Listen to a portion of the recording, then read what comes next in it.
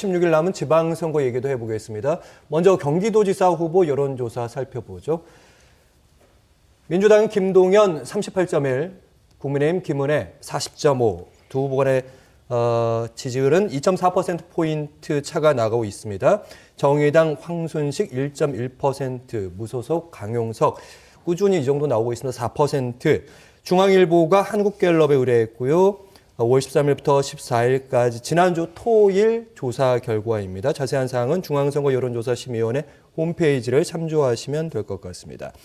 자, 비슷한 시기에 MBN, 그러니까 매일경제에서도 비슷한 조사를 했었는데 여기에서는 이제 김동연 후보가 우세한 걸로 나타났습니다. 경기도지사 후보는 약간 혼전이다 이렇게 봐야겠죠. 박빙혼전이라고 봐야 될 것 같아요. 여론조사 기관마다 자꾸 엎치락뒤치락 하는 모습을 보이는 것 보니까 어디가 누가 이길지는 잘 모르겠다라고 볼 수밖에 없습니다. 그러니까 변수가 몇 가지가 있어요. 그러니까 지금 보면은 민주당에서 여러 가지 성비위, 성범죄 문제가 계속 대두되고 있지 않습니까? 그 부분이 어떤 영향을 끼칠 것이냐라는 것과 보수우파 쪽에 표를 갉아먹고 있는 강용석 후보는 끝까지 완주할 것이냐 아니면 중도에 사퇴할 것이냐. 이거는 김은혜 후보에게 상당한 표를 덧붙여줄 수 있는 부분이기 때문에 이러한 변수들을 최종적으로 확인을 한 다음에 예측을 해야 될 것 같다라는 생각이 드는데 기본적으로 민주당의 성범죄 성비위 의혹은 상당히 좀 영향이 있을 것 같아요. 왜냐하면 박완주 의원이 현재 나는 잘못한 게 없어요. 난 법적인 투쟁을 통해서 나의 결백을 나는 증명하겠습니다 라고 반발하고 있잖아요. 이거는 계속 논란이 계속 될 거고 물론 오늘 제명 처리는 했지만 이 부분은 계속 논란이 될 거고요. 지금 언론 보도에 의하면 민주당에 소속된 의원과 보좌진 중에서 이런 성범죄, 성비위 문제와 연관된 건이 최소 4건이 더 있다. 그래서 계속 이런 것들이 선거 과정 중에 밝혀지게 되면 민주당으로서는 불리한 거다라고 보여지고 기본적으로 이 경기도보다는 박완주 의원이 공동선거대책위원장으로 있던 충남 선거에서 상당히 좀 영향이 더 크겠죠. 그래서 이런 것들은 종합적으로 좀 봐야 될 것 같은데 기본적으로 민주당이 악재가 계속 쌓이고 있다라고 말씀드립니다. 네. 김은혜 후보에게는 강용석 후보에 대한 얘기를 안 할 수가 없는데 최근에는 김은혜 후보가 강용석 후보에 대해 톤이 조금 더 부드러워지곤 있습니다. 그리고 윤 대통령이 당선자 시절에 강용석 후보에게 전화했다 뭐 이런 얘기도 좀 있고요. 어떻게 되는 걸까요, 단일화? 윤호중 비대위원장이 그때 때문에 그렇지 않아도 선거 개입 아니냐 이런 문제 제기를 했는데요. 뭐 이번 지방선거 앞두고 난 다음에 당선인 신분으로 지방 순회하면서 노골적으로 사실 선거 개입한 거 아닙니까? 각 지자체 뭐 예를 들면 시도지사 후보하고 같이 다니면서 마치 공약을 내세우듯이 그렇게 지방 행보를 했단 말이에요. 그러니까 대통령 신분이 아니기 때문에 공직자 신분이 아니어서 그거 활용한 거 아니냐 이런 의심을 받고 있는 상황이기도 합니다. 그러니까 윤 대통령의 머릿속에는 사실 지방선거밖에 없는 것 같아요. 제가 볼 때는. 오늘 시정연설도 사실 지방선거 염두에 두고 또 민주당을 향해서 압박하는 전략이었었다고 생각해요. 좀 본질적으로는. 한덕수 국무총리 후보자 인준안 빨리 통과시켜달라 이런 것이기도 하고요. 그리고 이제 이번에 역시 강용석 후보한테 연락을 해서 김은혜 후보를 뭐 도와달라, 뭐 공격하지 마라, 뭐 이렇게 얘기를 했다고 하는데 이 말이 사실이라면 이건 상당히 논란이 될 수 있는 거 아닙니까? 노골적으로 선거에 개입해서 후보를 정리해주는 작업을 하려고 했다는 얘기가 되는 거잖아요. 아마 많은 분들이 기억하실 거예요. 울산시장 선거 개입 사건 아시죠? 문재인 정부 때 있었다고 해서 윤석열 대통령이 검찰총장 시절에 수사를 했던 사안이기도 합니다. 대통령이 그 개입한 거 아니냐? 공소장 제가 그때도 읽어봤는데요. 대통령이라는 표현이 여러 차례 등장해요. 왜 그게 울산시장 선거 개입이 됐습니까? 대통령이나 아니면은 대통령 비서실이 개입해서 후보들을 정리해주는 작업을 했다고 해서 직권남용이 된 거예요. 그게 핵심이에요. 근데 지금 윤석열 대통령은 당선인 신분일 때 했는지 아니면 대통령이 되고 난 다음에 했는지 정확치 않으나 대통령이 정리하는 작업을 해주려고 했다는 거잖아요. 이게 직권남용이에요. 아니면 선거법 위반입니다. 그러니까 이런 식의 태도를 취하는 게 이게 맞느냐. 이런 논란은 당연히 야당에서 문제 제기할 수밖에 없다 이렇게 생각하고요. 그리고 지금 강용석 후보의 뭐 존재감이 얼마가 될지는 뭐 아직까지는 확실치는 않지만 박빙인 상황에서 강용석 후보가 계속 완주하게 될 경우에는 김은혜 후보의 득표에 어느 정도 영향을 미칠 수밖에 없는 상황이 됐잖아요. 그러니까 김은혜 후보 입장에서는 강용석 후보하고 어떻게 해서든 같이 가고 싶은 마음이 있을 텐데 같이 가자고 말을 못 하는 거예요. 왜냐하면 강용석 후보하고 후보 단일화의 형태를 취하게 될 경우에는 중도 표심이 떨어져 나간단 말이에요. 강용석 후보가 너무 극우 성향이 강한 사람이잖아요. 그러니까 그런 부분에 있어서 여러 가지 고민이 있기 때문에 강용석 후보가 지금 정치적 제안을 한 것들, 예를 들어서 후보 단일화 절차를 밟자거나 이런 거에 선뜻 응하지 못하는 여러 가지 딜레마 상황에 지금 빠져 있는 것이 아닐까 이렇게 생각합니다. 네. 계속해서 이번에는 인천시장 후보의 여론조사 결과도 살펴보겠습니다.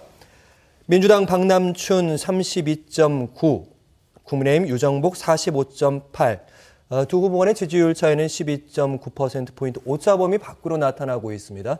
정의당 이정미 4.8, 역시 중앙일보가 한국갤럽에 의뢰했고요. 지난주 토1 조사 그대로 인용을 해봤습니다. 일단 갤럽 조사뿐만 아니라 MBN 조사에서는 범위가 조금 확 좁혀지긴 하는데 또 다른 조사에서는 여론조사에서는 또 격차가 또 벌어지기도 한단 말이죠. 인천시장은 아무래도 어떤 결과를 지금 현재 상태입니까? 경기도 지난 대선을 기준으로 말하면 경기도에서는 당시 이재명 후보가 윤석열 대통령을 한 5%포인트 이상 앞섰잖아요. 근데 인천은 한 1% 남짓 이겼단 말이에요. 그러니까 그것만 보더라도 경기도에 비해서 인천은 만만치 않은 지역이다 이렇게 봐야 될 것 같고요. 더군다나 지금 민주당에 악재가 있는 상황이기 때문에 그런 부분도 일부 영향을 미칠 수밖에 없는 거다 이렇게 생각하는데요. 근데 저는 민주당이 한편으로 보면은 굉장히 무능력하고 한심해 보여요. 왜냐하면 이재명 상임 고문은 민주당에서 아껴야 될 자산이잖아요. 그러니까 이런 문제들이 생기거나 이렇게 할 때 이른바 검수완박법 통과시킬 때도 마찬가지지만 그러니까 그런 자산을 지금 지방선거에 투입해가지고 쓰겠다는 거 아니에요?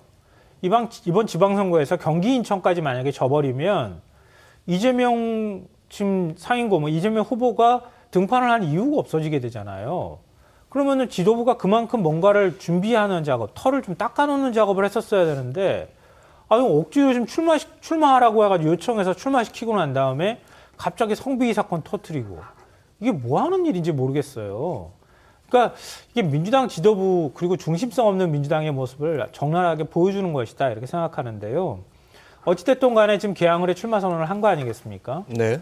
그러니까 경기도 인천 총괄선대위원장을 지금 직을 맡고 있는 상황이기도 하기 때문에 이재명 후보 입장에서는 조금은 그러니까 개항을이라고 하는 원래 터전이 있었던 지역은 아니기 때문에 지역에서 어느 정도 지역구에서 어느 정도 우위에 섰다고 할 만큼 정도 바닥을 좀 담거나 훑는 작업을 하면서 바닥 민심을 좀 다진 다음에 그 다음에 경기 인천 지역에 본격적으로 선거운동을 띄워줘야 되는 상황이 됐다. 매우 어려운 상황이 됐다 이렇게 생각해요.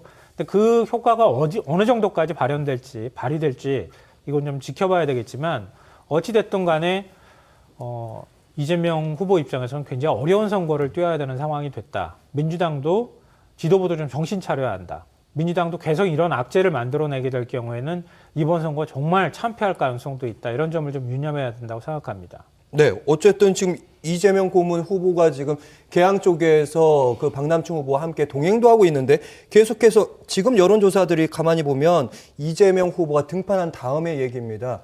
좀 유정복 후보에게 계속 웃어주는 여론조사 결과가 나오고 있네요. 그렇죠. 그러니까 이재명 후보가 나온 것에 대한 컨벤션 효과를 박남춘 후보가 지금 받지 못하고 있다라고 볼 수밖에 없어요. 현재 여론조사만 놓고 보면은 이 여론조사를 놓고만 또 분석을 해보면 박남춘 후보가 그동안 인천시장을 하면서 했던 여러 가지 일들에 대해서 평가를 그렇게 썩 긍정적으로 받고 있지 못하다라고 말씀드릴 수밖에 없습니다. 지난번 대선 때 인천에서 선거는 1% 차이였어요. 민주당이 49, 국민의힘이 48이었습니다. 그러면은 그 정도 기본적으로 50% 가까이 민주당 지지층이 있는데 박남춘 후보는 지금 초기 여론조사긴 하지만 30% 초반이 나왔다라는 것 자체는 지금 지지층이 결집이 안 돼 있고 중도층에서도 특별히 인정을 못하고 있다라는 것으로도 보여지고요. 유정복 후보가 상대적으로 여러 가지 좀 인정을 받고 있지 않느냐라는 생각이 들어요. 그러니까 이미지도 좋고 인지도도 높고 그동안 시장도 하고 의원도 하시면서 여러 가지 능력을 좀 인정받지 않았을까라는 것과 지금 어차피 대통령 취임한 지 20일 만에 열리는 거 아니겠습니까? 지금 또 여권에는 항상 분위기 좋을 때예요. 그런 효과도 지금 받고 있다라고 보여집니다.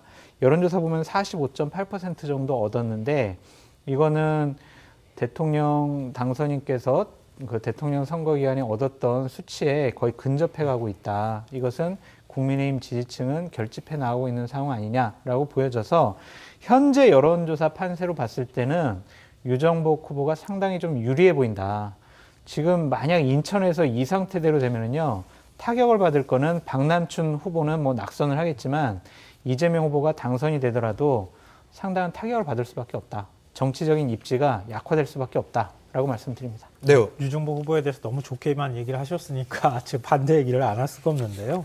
일단 정의당 이정미 후보가 받는 득표가 일부분이 있고요. 이게 이제 경기도의 딜레마랑 좀 비슷한 상황이 아닐까 싶어요. 민주당 후보 입장으로서는. 그러니까 박남춘 현 시장 입장에서는 정의당이 마지막 가가지고 이 표가 어떻게 움직이느냐 이거에 대해서 신경 쓸 수밖에 없는 상황이다 이렇게 보이고요. 유정복 이제 전 시장인 거잖아요. 인천시장 지냈어요. 그러니까 시간이 지나고 나면 원래 자신이 있을 때 시정은 굉장히 아름답게 표현하더라고요. 근데 그때도 그렇게 썩 좋은 평가 받지 않았어요. 그렇지 않았으면 좋은 평가 받았으면 뭐하러 지금 그 뒤에 민주당에서 시장을 다시 또 했겠습니까? 그러니까 과거 자신이 있었을 때는 뭐 나와서 방송 연설할 때도 굉장히 아름답게 표현하던데 그것도 역시 심판을 받았던 것이다 라고 생각해요. 그러니까 어찌 보면 뭐 유정복 후보하고 박남춘 후보는 결국 대등한 위치에 서 있는 것이다. 그러니까 이번 지방선거는 지금 대선 끝나고 난 다음에 그 연장선이기도 하고 또 민주당하고 국민의힘 지지율에 영향을 받을 수밖에 없는 상황이고 그래서 민주당 지지율이 지금 떨어져 있는 상황이기 때문에 그런 게 수도권 지역에서는 직접적인 영향을 미칠 수밖에 없기 때문에 이런 현상이 나타나는데 이런 부분들이 좀 정리되고 이재명 후보가 좀 적극적으로 움직여주면 지금보다는 훨씬 박빙 구도로 올라올 가능성이 있다 이렇게 생각합니다. 근데 유정복 후보의 뭐 능력이라든지 평가에 대해서 좀 약간 폄훼하는 듯한 발언을 좀 하셨었는데 그건 좀 동의하기가 좀 어렵다는 생각이 들고 2018년도에 아마 유정복 후보도 출마하셨을 거예요. 지방선거 때. 그때는 분위기가 민주당에서 압승하는 분위기였거든요. 그래서 유정복 후보가 개인적인 역량으로 그 구도와 분위기를 극복하기는 어려웠다라는 생각이 들고 만약에 그때 지금 말씀하신 것처럼 유정복 후보가 인천 시민의 평가를 제대로 받지 못했다? 좀 안 좋게 받았다? 그렇게 인식이 된다면 지금은 왜 이렇게 높게 나옵니까? 그거는 좀 능력 부분이 아니라 제가 봤을 때 그렇게 구도가 그때 안 좋았는데 그때도 2018년도에도 상당한 선전을 했다라고 전 말씀드립니다. 네. 이게 뭐 제가 짧게 듣겠습니다. 오해가 있기 때문에 말씀드리자면 그러니까 유정복 후보가 능력이 없다 이런 문제를 떠나서 선거에서 심판을 받았던 거 아니냐. 왜냐하면 유정복 후보가 나가서 낙선을 했으니까요. 민주당에서 후보가 나가서 또 당선이 된 적이 있으니까. 그때는 희생이었어요. 2018년도에는. 그러니까 그 선상에서 보면 박남춘 후보나 유정복 후보나 같은 선에 올라와 있는 것이다 이렇게 말씀드리는 거고요. 그때 2018년 지방선거 때 민주당에 굉장히 기울어진 선거였다고 말씀하셨으니까 지금은 또 국민의힘이 기울어진 선거라고 또 얘기할 수 있잖아요. 그래서 제가 말씀드렸던 것처럼 지금은 차이가 나는 것으로 보이지만 가면 갈수록 좀 격차가 좁혀지는 현상이 나올 수 있다라고 말씀드리는 거는 바로 그런 배경에서 제가 말씀드린 겁니다. 네. 여기서 언급되고 있는 유정복 후보는 잠시 후에 저희가 인터뷰를 통해서 만나보도록 하겠습니다. 김성원 시사평론가 장성철 교수 함께했습니다. 고맙습니다.